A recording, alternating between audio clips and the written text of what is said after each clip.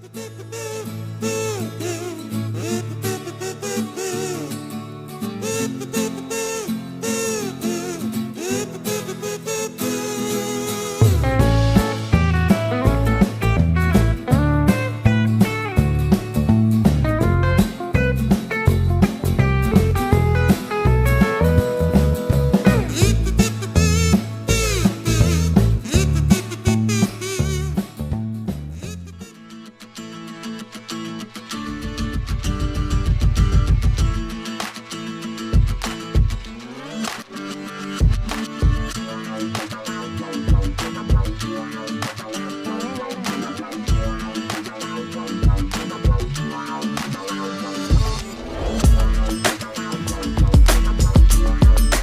চলে এলাম তাঁতিপাড়া মসজিদ দেখতে। তাঁতিপাড়া মসজিদ আমার পেছনেই, জাস্ট অপূর্ব সুন্দর। মালদার যতগুলো স্পট আছে তার মধ্যে এটা একটা অন্যতম স্পট। আর এই মসজিদের বিস্তারিত বিবরণ দেখতে থাকুন।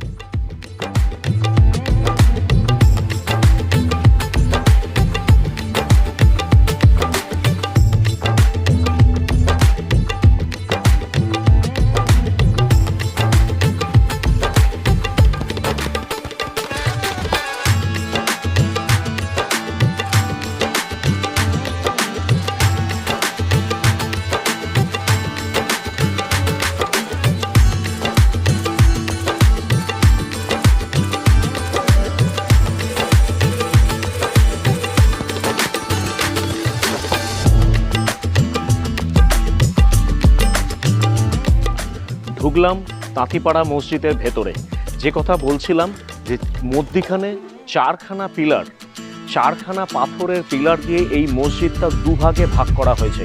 দেখুন, 1 নম্বর পিলার, 2 নম্বর পিলার, 3 নম্বর, 4 নম্বর, এই 4টে পিলার মধ্যিখানে দিয়ে এটাকে 2 ভাগে 2 সাইড দিয়ে ভাগ করা হয়েছে।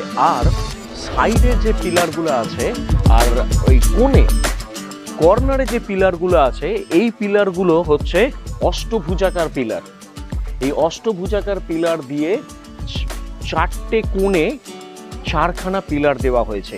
আর একটা জিনিস লক্ষ্য করুন, এই মসজিদটার প্রত্যেকটা মসজিদ গায়ে কেমন টেরাকোটার কাজ করা। এই দেখুন, লক্ষ্য করুন, দেখেছেন টেরাকোটার কাজ করা। তার মানে প্রাচীন বাংলার মন্দির কি মসজিদ সেটা ইম্পর্টেন্ট নয়, প্রাচীন বাংলার এই টেরাকোটার কাজ, টেরাকোটার শিল্পটা কিন্তু একটা অনবদ্য নিদর্শন। সেটা মন্দির হতে পারে, মসজিদ হতে পারে, যে কোনো জায়গাতে গিয়েই কিন্তু আপনারা দেখতে পাবেন। আর একটা জিনিস যেটা খুব ইম্পর্টেন্ট, এইখানে দেখুন, এইটা যে সময় তৈরি করা হয়েছিল সেই সময় দেখুন মুঘল ইসলামিক ধাঁচ এই মসজিদটার মধ্যে কিন্তু বিদ্যমান, সেটা আমরা বুঝতেই পারছি। আর আরেকটা জিনিস, এটা আমরা 2013 সালে, সেই ভিডিও অবশ্য আপনারা আমার দেখেননি, সেই ভিডিও নেইও। ইনফ্যাক্ট 2013 সালে আমরা যখন মুর্শিদাবাদ বেড়াতে গেছিলাম, মুর্শিদাবাদের ওখানে আমরা যে ফুটি মসজিদ দেখেছিলাম, সেই ফুটি মসজিদের যে নিদর্শনটা ছিল সেটা দেখুন, ওর ছাদটা অনেকটা এইরকম টাইপেরই ছিল। এই যেখানটা ধ্বংসাবশেষটা দেখা যাচ্ছে ওই জায়গার মতোই ছিল। তো তার মানে এখান থেকে একটা জিনিস বোঝা যাচ্ছে যে ওই অঞ্চলের যে মসজিদগুলো তার সমসাময়িক কিছুটা জায়গা কিন্তু এখানেও আমরা কিছুটা নিদর্শন পাচ্ছি। দেখছেন ইটের এই যে আপনারা আমাদের মায়াপুরের ভিডিওতে দেখে থাকবেন, সেইখানে বল্লাল ঢিপিতে যখন গেছিলাম, ওইখানে যে ধরনের ইটের থিকনেস ছিল সেই রকম ইটের থিকনেস দিয়ে এইখানে দেওয়াল তৈরি করা এবং তারপর পাথরের পিলার দিয়ে কিন্তু এই টোটাল কনস্ট্রাকশনটা তৈরি করা হয়েছিল। তার মানে কনস্ট্রাকশনটা যে একটু শক্তিশালী কনস্ট্রাকশন তৈরি করা হয়েছিল সেইটা নিয়ে কিন্তু কোনো সন্দেহ নেই। বর্তমানে এটা আর্কিওলজিক্যাল সার্ভে অফ ইন্ডিয়ার আন্ডারে রয়েছে, কিন্তু এখানে ঢুকতে আমাদের কোনো টিকিট লাগলো না, কোনো পয়সা কড়ি লাগলো না, ভিডিওগ্রাফি বা ফটোগ্রাফিরও কোনো রেস্ট্রিকশন ছিল না, যার জন্যই আপনারা এই ভিডিও দেখতে পাচ্ছেন। সো দেখতে থাকুন, ঘুরতে থাকুন আমার সাথে, এক্সপ্লোর উইথ পল্লব।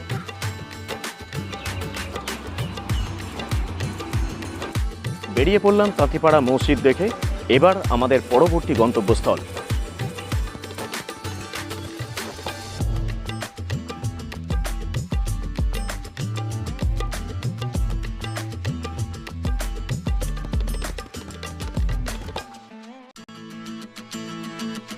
এখন আমি দাঁড়িয়ে আছি চামকাঠি মসজিদের সামনে। এই চামকাঠি মসজিদে একটা সময় প্রচুর চামচিকে হতো, সেইখান থেকে এই জায়গার নাম হয়েছে চামকাঠি মসজিদ। এই চামকাঠি মসজিদের দেখা যাচ্ছে প্রথম দরজার এইখানেই 3টে অনুপ্রবেশের জায়গা, 1, 2 এবং 3। এই 3টে অনুপ্রবেশের জায়গা দিয়ে প্রবেশ করতে হতো এই মসজিদে। এই মসজিদে এখন চামচিকে নেই, এখন যেটা আছে সেটা হচ্ছে অনেক বোলতা আছে, রাইট, প্রচুর বোলতা আছে।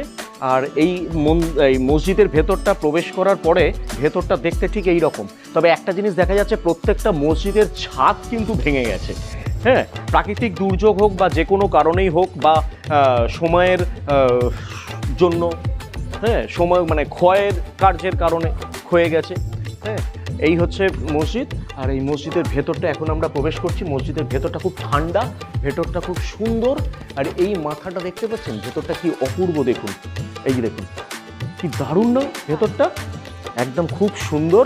আর এই এই যে মাথাটা দেখতে পাচ্ছেন, এই এই এই এই যে দেখুন এখানে একটা ফুল মতো দেখতে পাচ্ছেন, এখানেও ফুল দেখা যাচ্ছে। এইগুলো সব আপনার মিনে দিয়ে কাজ করা ছিল একটা সময়। যাই হোক, সেটা সময়ের সাথে সাথে সেই সব জিনিসই তো নষ্ট হয়ে যায়, তা এটাও নষ্ট হয়ে গেছে, সেই জিনিসটা এখন আর দেখা যাচ্ছে না। কিন্তু মসজিদের ভেতরটা অপূর্ব, সুলেমানি স্টাইল। 1, 2, 3, 4, 5, 6, 7, 8। তার মানে এই মসজিদটাকে আমরা অষ্টভুজাকার মসজিদ বলতে পারি, রাইট। এখানেও দেখুন পিলারগুলো কিন্তু পাথরের পিলার দেয়া, এখানে পাথরের পিলার দেয়া, এখানেও পাথরের পিলার দেয়া। তাহলে 1, 2, 3, 4, 5, 6, 7, 8, 9, টোটাল 12টা পাথরের পিলার 12 জায়গায় নির্মিত। আর যে সমস্ত জায়গাগুলো দেখুন ইটের সাথে সাথে আগেকার দিনের এই মাকরানা যে স্টোনটা পাওয়া যেত, মাকরানা স্টোন আপনারা কোথায় দেখেছেন? মাকরানা স্টোন আপনারা দেখেছেন আমাদের বিষ্ণুপুর ভিডিওতে যে রাসমঞ্চ দেখিয়েছিলাম, রাসমঞ্চ তলার যে জায়গাটা, তলার পজিশনটা পুরোপুরি মাকরানা পাথরে তৈরি করা, ঠিক আছে? এই হচ্ছে সেই মাকরানা পাথর, রাইট। তাহলে কিছুটা আইডিয়া হলো, আরও কিছু জিনিস আপনারা দেখতে থাকুন।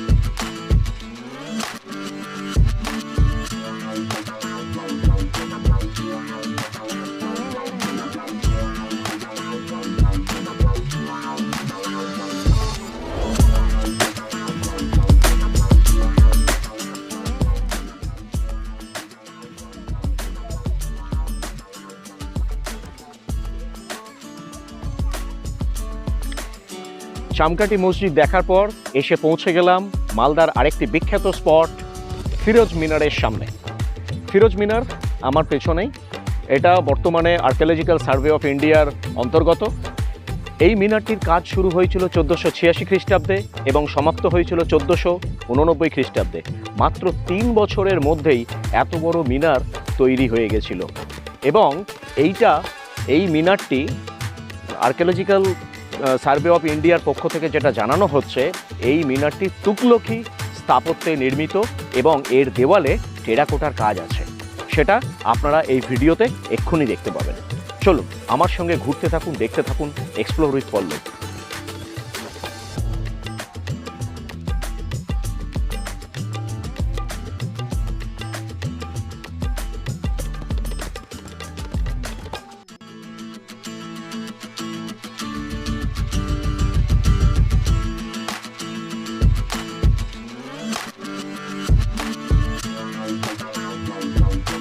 পৌঁছালাম পরবর্তী জায়গা দাখিল দরওয়াজার সামনে।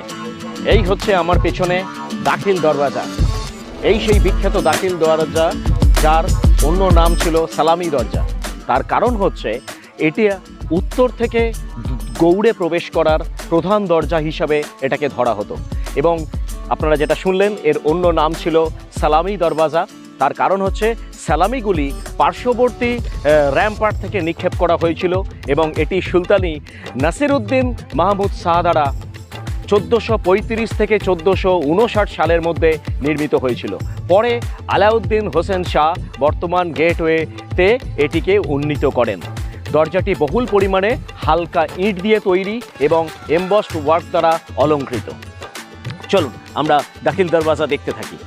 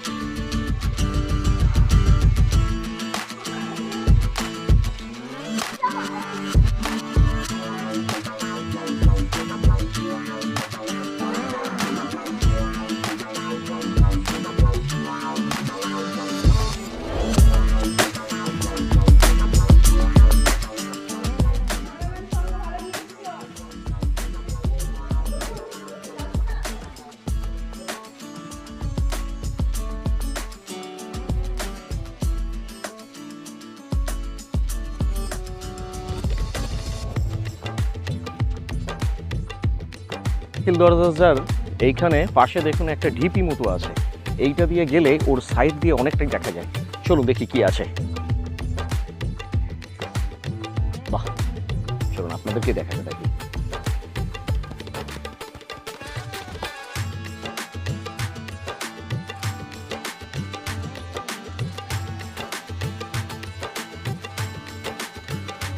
অপূর্ব, খুবই সুন্দর।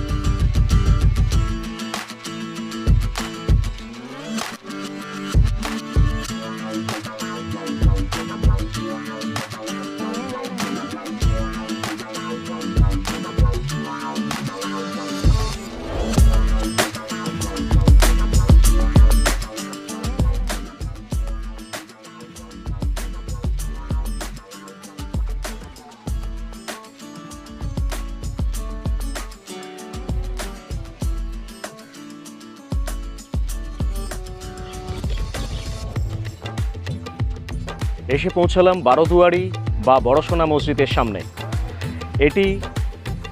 এই যে মসজিদটা আছে, এই মসজিদটার মধ্যে 12টা দরজা আছে এবং তার মধ্যে 11টা খোলা, একটা বন্ধ, রাইট। আর এর মাথায় যে গম্বুজগুলো আছে, সেই গম্বুজগুলোতে একসময় সোনা দিয়ে সম্পূর্ণ মোড়া ছিল। সেইখান থেকে এই মসজিদের নাম হয়ে যায় বড়সোনা মসজিদ।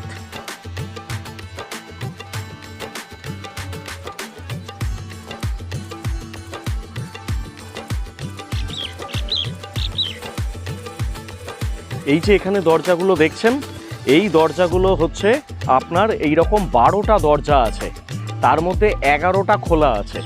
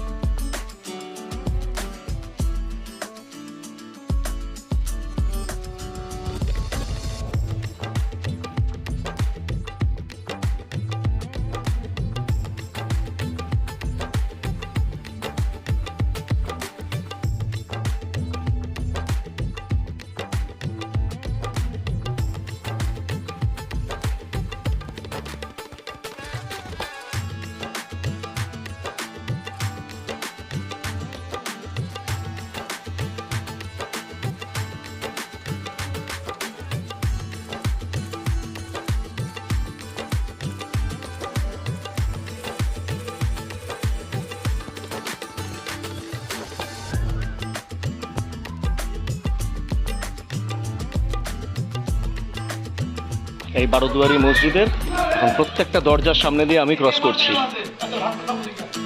আর একটা দরজা পেরিয়ে গেল, আরও একটা দরজা পেরিয়ে গেল। এইরকম করতে করতে 12খানা দরজা এখানে খোলা আছে। চল এবার যাওয়া যাক পরবর্তী গন্তব্যস্থলে। মালদা থেকে গাজল যাবার পথে আমরা ঢুকলাম মৌসুমী হোটেলে। এখানে আমরা খাওয়া দাওয়া করছি। ওই যে ইলিশ মাছটা কিনেছিলাম, এই ইলিশ মাছটা এখানে মৌসুমী হোটেলে বলেছি, ওরা আমাদেরকে ওটা ভেজে প্রিপেয়ার করে দিচ্ছে। আর আমরা যার জন্য ভেজ নিয়ে নিয়েছি, ভেজ ভেজের মধ্যে কী কী আছে, ভাত, আলু ভাজা, চচ্চড়ি, বাঁধাকপির তরকারি, পাঁপড়, আমড়ার চাটনি, লেবু, পেঁয়াজ, ডাল, এই হচ্ছে ভেজ ইয়েতে। আর তথাস্তু আর মোহনা মিলে পোলাওটা খাবে। আর আমার এখানে দ্রিবিরা খেতে বসেছে, এই দ্রিবি, এখানে পিঙ্কি, আর ওইখানে দূরে বসেছে বাবা দাদা আর জকু। ঠিক আছে, খাওয়া দাওয়া সারি।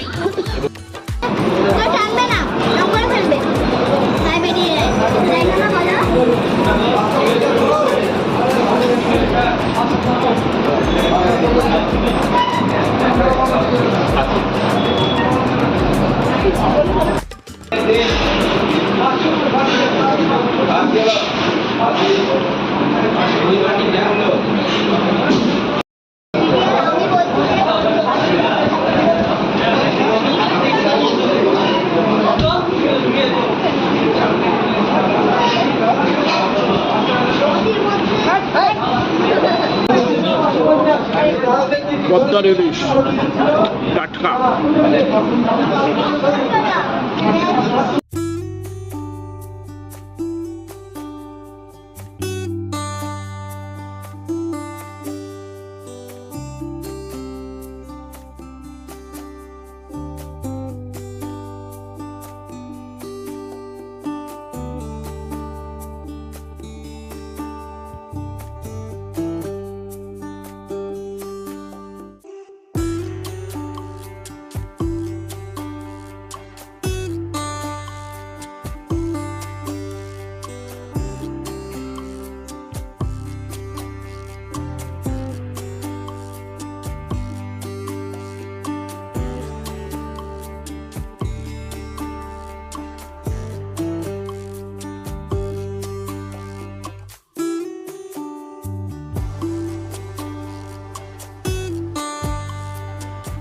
আদিনা মসজিদের সামনে দাঁড়িয়ে আছি, কিন্তু দুর্ভাগ্যবশত আদিনা মসজিদে আজকে আর আমাদেরকে ঢুকতে দিল না।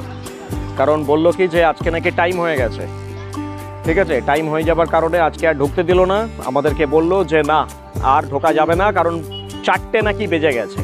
অথচ সারা ভারতবর্ষে এএসআই এর টাইম হচ্ছে বিকেল 5টা পর্যন্ত তার সমস্ত স্থাপত্য মনুমেন্ট খোলা থাকার নিয়ম। কিন্তু যাই হোক, এরা এখানকার একটা আঞ্চলিক নিয়ম তৈরি করে এটাকে 5টা অবধি না, 5টা অবধি খোলা রাখার জায়গায় 4টে অবধি খোলা রাখলো। আলটিমেটলি আমাদেরকে ঢুকতে দিল না। আমি প্রশাসনের কাছে একটা অনুরোধ জানাবো যে আপনারা প্লিজ এই ব্যাপারটা একটুখানি দেখবেন, যে আর্কিওলজিক্যাল সার্ভে অফ ইন্ডিয়ার যে নির্দিষ্ট নিয়ম আছে, আমার মনে হয় সেই নিয়মটাকে মেনটেন করা প্রত্যেকটা আর্কিওলজিক্যাল সাইটেরই উচিত। আদারওয়াইজ আমরা কলকাতা থেকে এসছি, আজকে রাস্তায় কোনো কারণে জ্যামের কারণে বা কোনো কিছুর কারণে দেরি হয়ে যেতেই পারে 10-15 মিনিট 20 মিনিট, কিন্তু সেইটা আমরা এখানে এসে পৌঁছেছি 4:35 নাগাদ, তখনও পর্যন্ত কিন্তু আমাদেরকে আর এখানে ঢুকতেই দিল না। তাই আমি সমস্ত প্রশাসনিক তরফের সবাইকে, যারা যারা আমার এই ভিডিওটা দেখছেন, আমি একটু রিকোয়েস্ট করব, প্লিজ আপনারা এই ব্যাপারটা একটুখানি দেখবেন যে ট্যুরিস্ট স্পটে ট্যুরিস্ট কিন্তু টাইমের মধ্যেই আসে, কিন্তু তা সত্ত্বেও বললো এখানে 4টে অবধি টাইম হয়ে গেছে। আর এখন এমন ঠান্ডাও বা শীতকালও পড়ে যায়নি যে টাইমিং চেঞ্জ হয়ে যাবে। তো যাই হোক, আমি আপনাদেরকে রিকোয়েস্ট করব, প্লিজ আপনারা যদি একটুখানি আমাদেরকে এই ব্যাপারটা একটুখানি লক্ষ্য করেন, তাহলে সত্যি খুব উপকার হয়। প্রত্যেকটা ট্যুরিস্ট মানুষেরই খুব উপকার হয়, প্রত্যেকটা ট্যুরিস্টেরই খুব উপকার হয়। Thank you, thank you, thank you.